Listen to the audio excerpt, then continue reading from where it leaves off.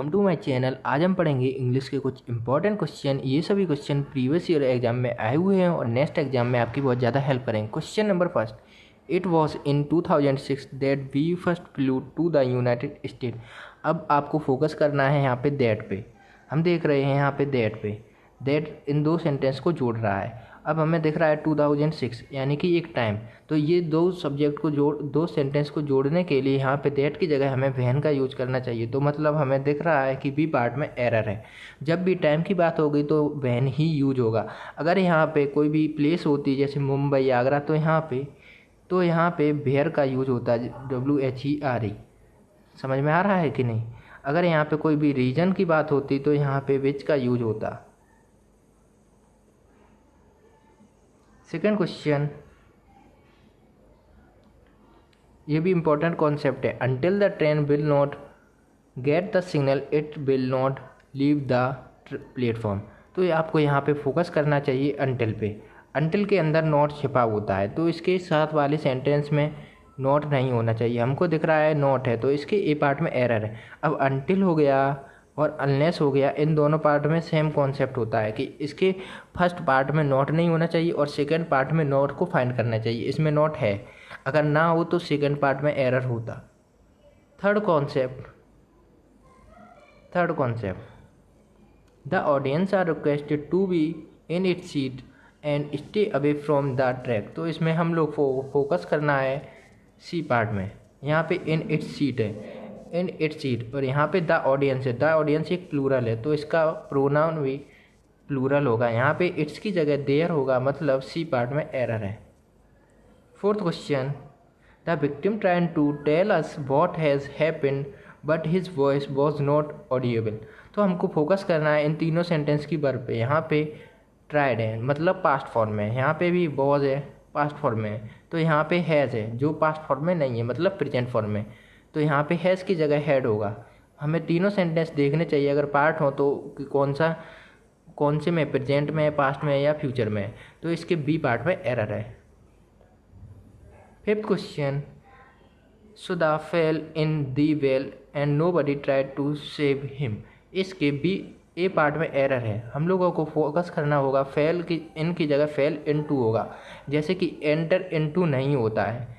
Into का शब्द का यूज हम तब करते हैं जब हम किसी चीज़ में जा रहे होते हैं, जैसे कि रूम में जा रहे हैं तो इनटू होगा।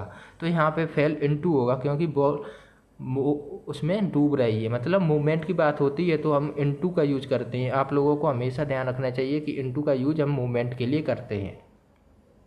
Sixth question, when I get back आई से आई shall pay the money that I borrowed from you last month. तो यहाँ पे हमें सबसे इम्पोर्टेंट कॉन्सेप्ट होता है कि व्हेन के साथ हम कभी भी फ्यूचर नहीं लगाते हैं। यहाँ पे हम लोगों को दिख रहा है विल यानी कि फ्यूचर, तो यहाँ पे ए पार्ट में एरर है। अब इसकी जगह क्या हो सकता है, इसकी जगह होगा when I get back I shall pay the money that I borrowed from you last month. Okay. Seventh question, this custom has come down since times immemorial. तो यहाँ पे हम लोगों को फोकस करना चाहिए। यहाँ पे टाइम्स की जगह सिर्फ टाइम होगा, ना कि टाइम्स होगा। तो इसके सी पार्ट में एरर है। Eighth question, the time period between 1980 to 1990 was very significant in my life. तो हमको हमेशा यहाँ पे देखना चाहिए कि बिटवीन के साथ हमेशा एंड आता है, तो इसके प्रीपोजिशन में एरर है, मतलब बिटवीन के साथ एंड ही आता है। अब बिटवीन आया है तो बिटवीन के साथ एक और इम्पॉर्टेंट कॉन्सेप्ट हम बताते हैं कि बिटवीन दो चीज़ों के लिए यूज होता है। बिटवीन टू थिंग्स, दो लोगों के बीच लड़ाई हो तो वहाँ पे बिटवीन का यूज होता है, या दो लोगों के बीच की बात हो। लेकिन यहाँ पे अमोंग दो से अधिक लोगों के लिए होता है, कि अमोंग द क्लास कहते हैं ना, तो अमोंग द क्लास मतलब दो से ज़्यादा लोगों के लिए हो। और प्रीपोजिशंस की अदर चीज़ें भी बताते हैं, जैसे कि बाय मतलब किसी ने कोई काम किया, उसके लिए हम बाय प्रीपोजिशन यूज करते हैं। और विद मतलब जैसे विद स्टिक, विद कोई भी इंस्ट्रूमेंट के लिए यूज करते हैं। अब यहाँ पे अदर प्रीपोजिशन है, जैसे कि फ्रॉम के साथ हम लोग टू, फ्रॉम के साथ टू, टिल,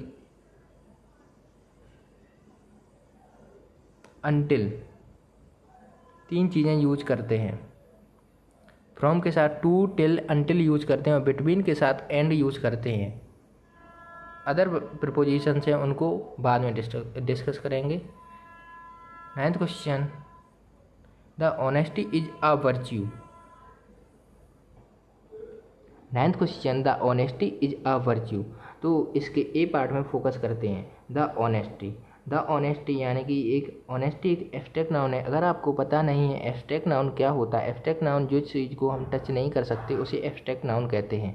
तो यहाँ पे ऑनेस्ट के आगे दा का यूज नहीं होगा। अगर आपको अब दा के बारे में सारी जानकारी देते हैं। दा एक डेफिनेट आर्टिकल है और डेफिनेट आर्टिकल है तो इसको कहाँ का यूज करते हैं। दा को हम हिस्टोरिकल बिल्डिंग्स जैसे कि ताजमहल, माउंटेन रेंजेस जैसे कि Himalayas, planets Mercury, Venus, rivers जैसे कि Ganga, oceans Indian Ocean, gulf Persian Gulf, group of island, holy books जैसे कि Ramayan, superlative degree, name of trains, hotel, shops के आगे दा का यूज करते हैं।